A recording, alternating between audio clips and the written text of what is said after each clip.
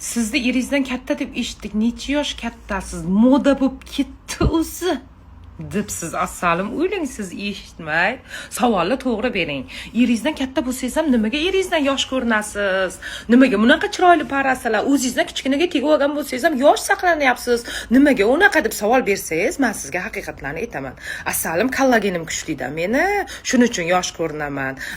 Siz ustiga minib olib kalla pochani tozalaysiz-ku, molni oyoqlari bilan qo'shib, qo'yni oyoqlari bilan qo'shib, o'shanda kollagen bo'ladi. Uni tozalab qo'lingiz sasib eringizga olib kirib berasiz. Eringiz hammasini suyaklarigacha poqqos tushiradi. Profilingizga o'tib ko'rdim.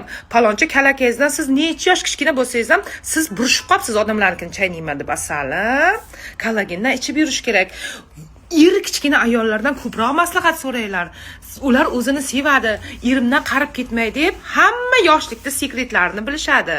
Kollagenda gap asalim olib iching, odamlarni chaynamaysiz.